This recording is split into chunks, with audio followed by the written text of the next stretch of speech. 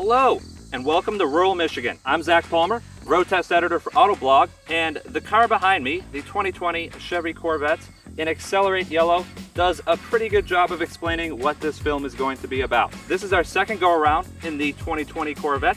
You may recall West Coast editor James Riswick had a go at it in the Nevada desert earlier this year. This time around, we have it on our home turf, going to be driving it around cornfields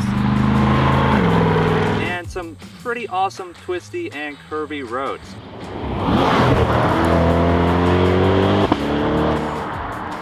So, let's not waste the sunshine.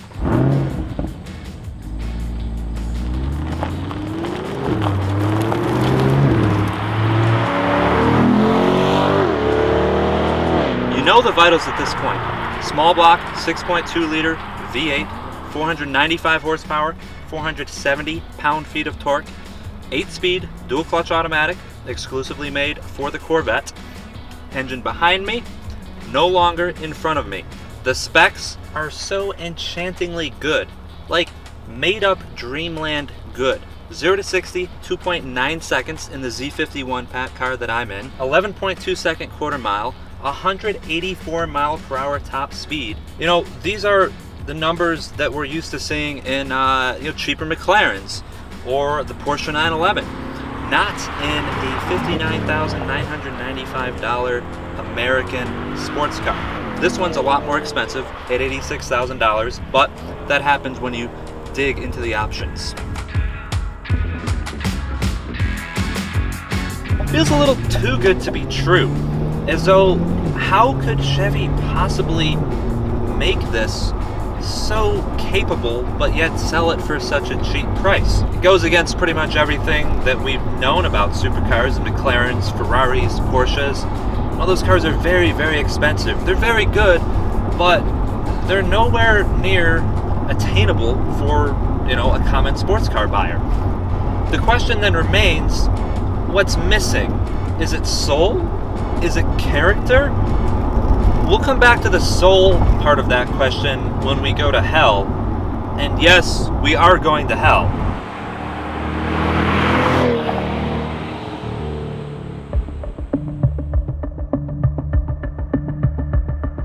So yes, this car does have an exotic layout with the engine in the center. However, not everything about it is exotic. So the structure is mostly made of aluminum.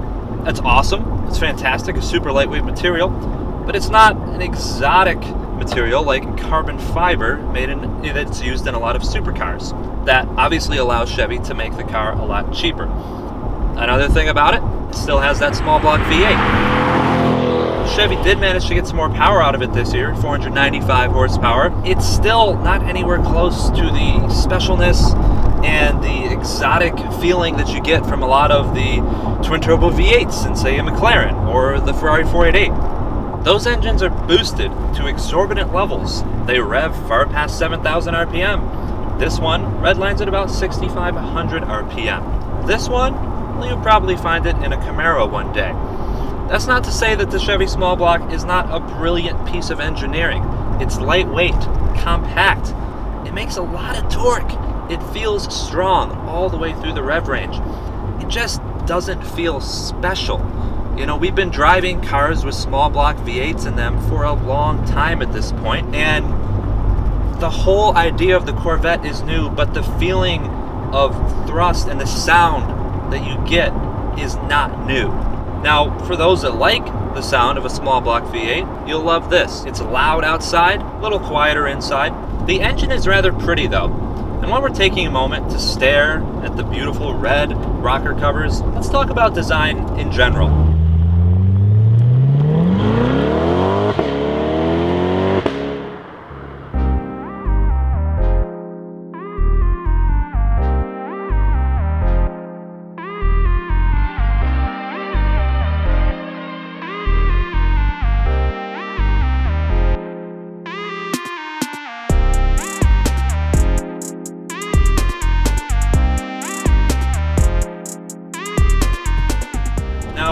Chevrolet's move from front engine to mid-engine dictated a lot of the styling choices that we're looking at here. And there's a lot going on. This car is very pointy, It's very sharp-edged. It's not a smooth, easy on the eyes design.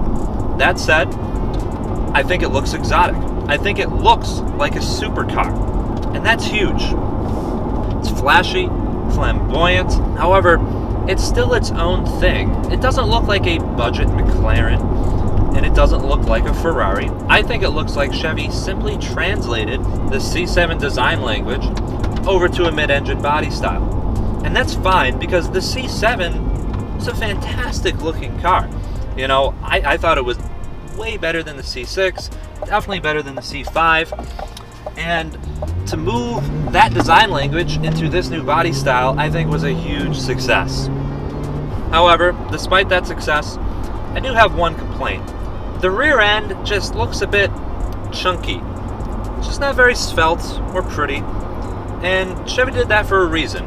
So, unlike every other mid-engine supercar out there, this one actually has trunk space. A decent amount of it, too.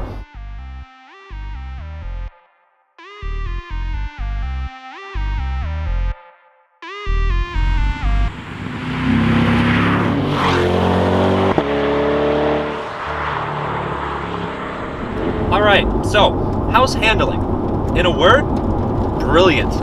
This car has the Z51 package on it, so it has the incredible Magneride dampers that are in a new generation for this Corvette. And honestly, the ride and handling balance is just as good as a Porsche 911. I don't say that lightly, because the new 911 is utterly brilliant on a back road. I'm not sure that I've actually driven a better car as far as being able to handle a glassy, smooth surface without any roll, with perfect steering, and then also handling the bumps and undulations that you find in an everyday driving experience. And this car does it so well.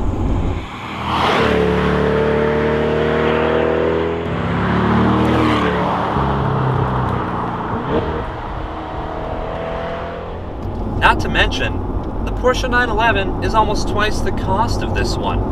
What Chevy's done here is truly incredible. Really, it's hard to say a bad word about how this thing handles. The visibility forward, thank you mid-engine. Now I can see the road in front of the car. It has these nice fenders on either side that mark your spot on the road. Makes it super easy to place the car in corners too. As for the steering, well, it's about as good as a car gets in 2020. Electric power steering has taken away a lot of the feel that we get in some sports cars.